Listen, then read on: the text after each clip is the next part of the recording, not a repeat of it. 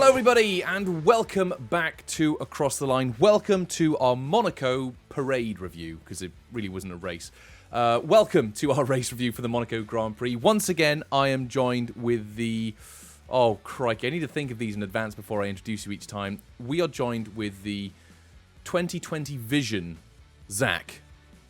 Is that right? I can see. You can see. I've got 4 eyes, you've got 2. So, Who said that? what did we think of the Monaco Grand Prix? It was a good qualifying, good end result. Yes. Stinker of a race. Yeah, it's always the case, isn't it, at Monaco? It's always the Saturday that you watch Monaco for, and it delivered once again.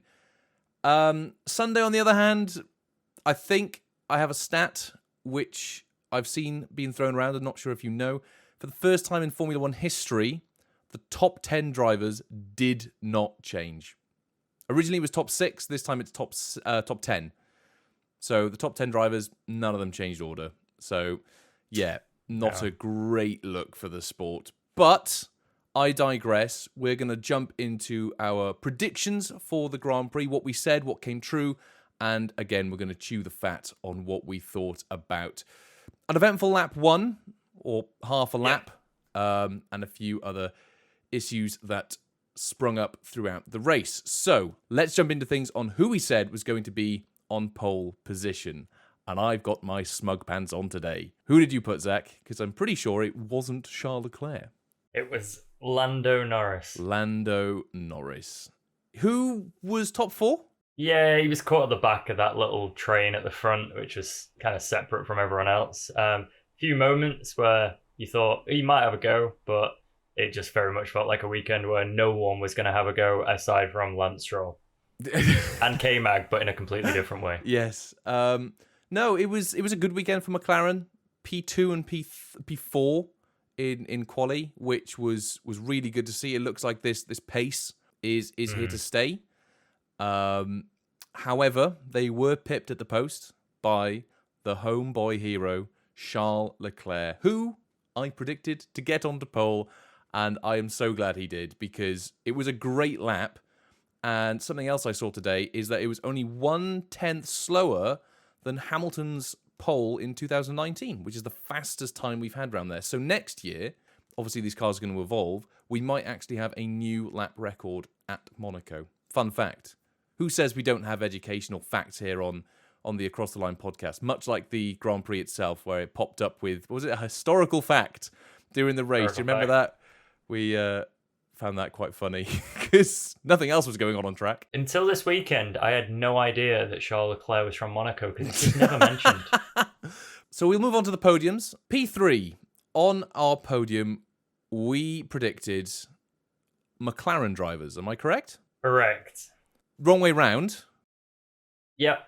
I had Oscar Piastri third, which I wasn't far off. I don't believe you had him on your podium at all. I didn't. Right? No, I'm quite annoyed that I just let Oscar slide under the radar. I put Lando P3. Second place, you put down Max Verstappen. You put down Max Verstappen, as did I. We'll get on to Red Bull in a little bit, because there is some juicy conversation to be had there. No, second place went to Oscar Piastri, who... Great weekend. Had a fantastic weekend. And then first place, you thought it was going to be Lando McNorris? I did. And I thought Charles Leclerc. And it finally came true. We finally got the first Monegasque in history to win his home Grand Prix. It was a spectacle, wasn't it? Even though the race was boring. Seeing that moment was pretty magical. Hearing the car horns. As soon as he crossed the line, all the horns in Monaco went off. It was the boats as well. The boat horns were just, biblical noises. Yeah, it was good. And as I say, up until he crossed the line, I wasn't even convinced he was from Monaco. And then, it all happened and the celebrations were big. So I assumed something else must be happening here. So the Monaco boy won. Yeah, it's not fair, really, when you grow up on those streets. Yeah, he knew the streets. He knows that route. It's like doing a driving test, but it's on the the way home. You know the way. Wait till an Azerbaijani driver comes in and just takes back whoever he. Biggest winner of the weekend. We were close. McLaren was Yes, both our biggest winner predictions. both of ours. And earlier in the season, I think this would have been a biggest win of the weekend for them. Oh my god, yeah, The huge. second and fourth place. But no, they've progressed so much now that I actually think that they are looking for more than a second and a fourth. And Yes, I think there's totally no agree. doubt who the biggest winner of the weekend was. It was Prince Albert. Yes. which you didn't actually know is what you call a piercing on your penis. Bleep it. So Cut that's Cut. these are entertaining facts. These are the sort of things that the F1 TV director should be putting at the bottom. Fun fact: Prince Albert. Just throughout the podcast, just at the bottom. We'll have fun facts throughout the podcast for our video viewers. Yes.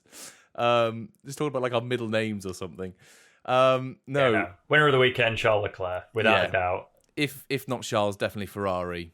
Now, let's move on to the meat on the proverbial bone, because biggest loser of the weekend, I don't think your prediction we've got too much to necessarily talk about. There was some good news for your team, actually, I think.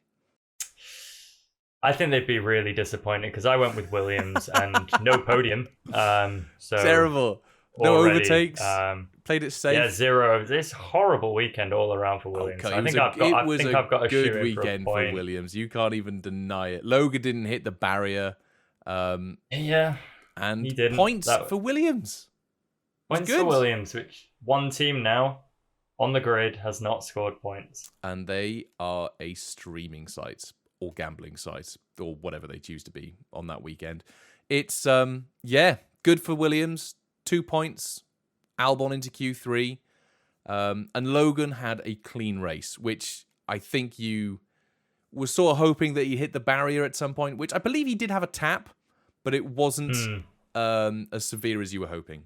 Yeah, and there is a point in that race which shows how little confidence Williams have in Logan Sargent, and it's that after the incident in lap 1, every single car changed their tyres except one, and that was Logan Sargent.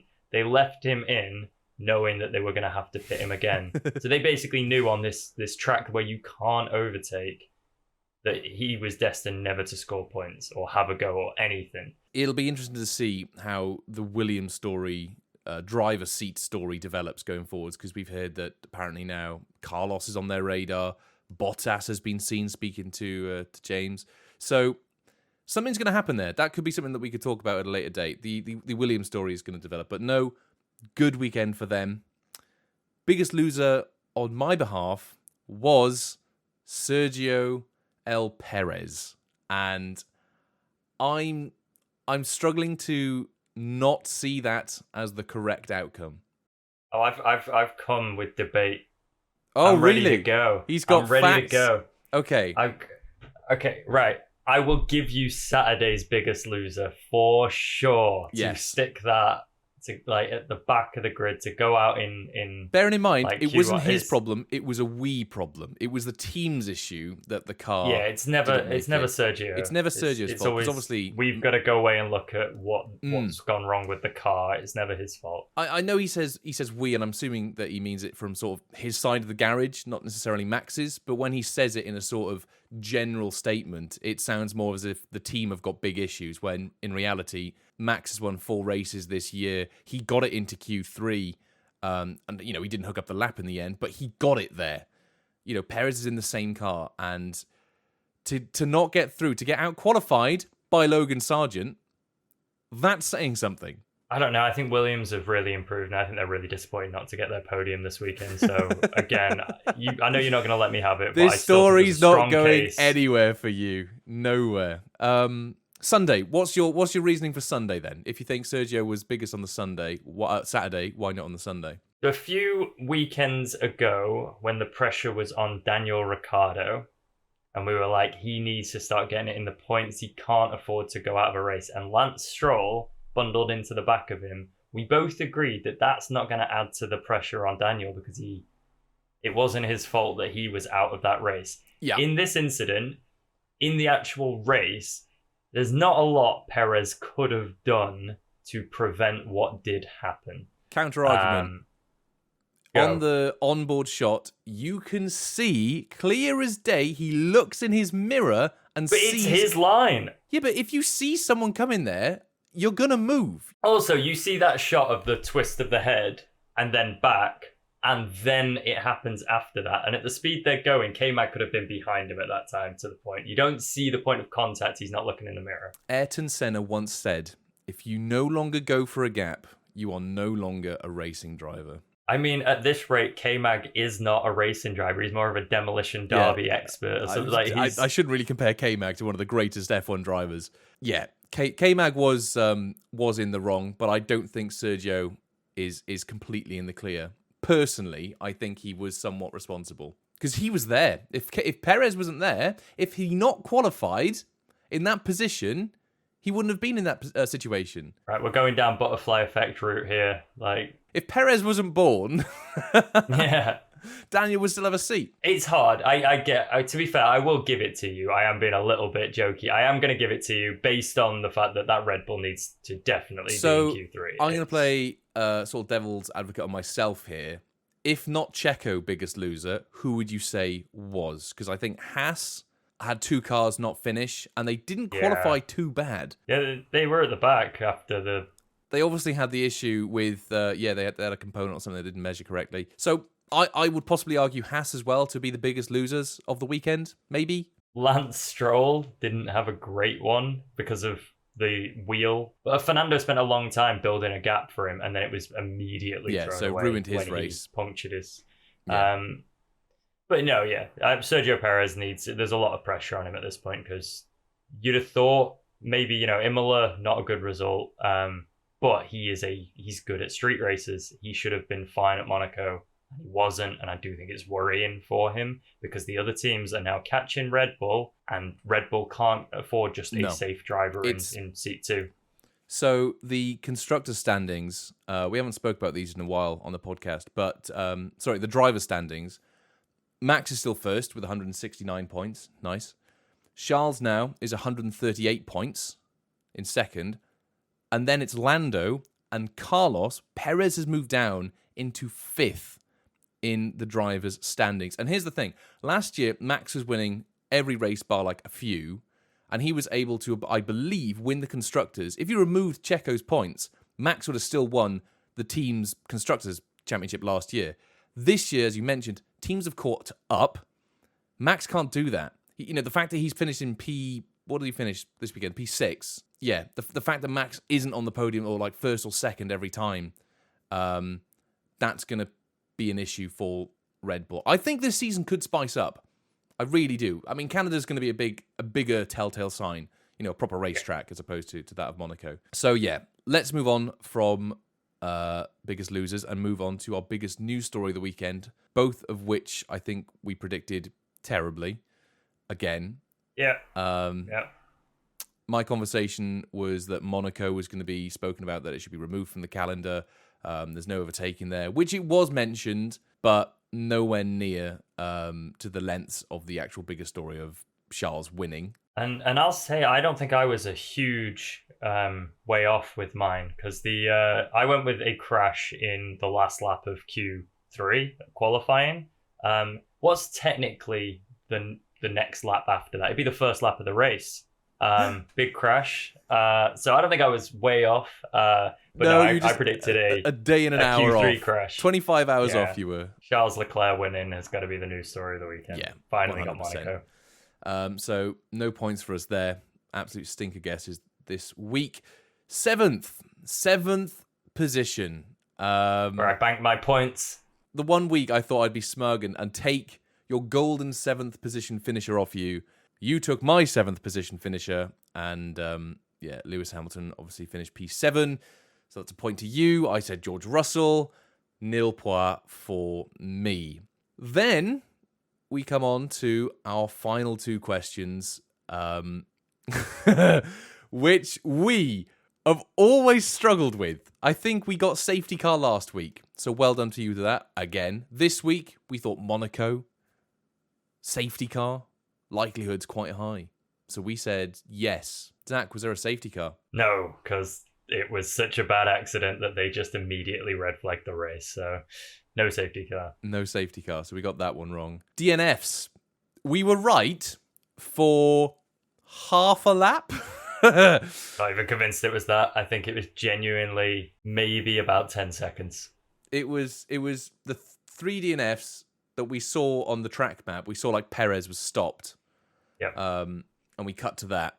But what we didn't know at that time was that Ocon decided to declare a French civil war with Pierre Gasly, pulled a ridiculously over-aggressive, stupid move on his teammate, and did an old Rocket League move. Jumped up in the air, whacked the ball, completely missed the net. But no, the baguettes are fighting, Zach. They are, and there may be ramifications from it because Team Principal not happy. He is not happy. Esteban Ocon, who is out of contract at the end of the year, and maybe that is it for him because it didn't sound good. His phrasing was very sinister. It's like proper telling off from like your parent or like a teacher in school. Like really, there's going to be consequences. That is not a lighthearted statement. Alpine have expressed interest in Mick Schumacher numerous times, and obviously their reserve driver was in F2, Jack Doohan. Yeah, the thing is though, if this wasn't Monaco, that probably ruins Gasly's race. But Gasly raced a good race and came home with a point, finished 10th. And these are valuable points. We've mentioned before, like every point's going to count in this championship because the back markers are quite close. And Monaco being a track that you can't overtake, qualifying P10 it's not guaranteed, but it's a good chance for points. And Gasly's first point of the season, because Ocon got the other one for Alpine. But improvement for Alpine, not the total stinker of a season. No. But yeah, no, Ocon, I don't know what he was doing. And yeah, that could spice up, even with his teammate for the next few races, that could be a bit spicy. Yeah.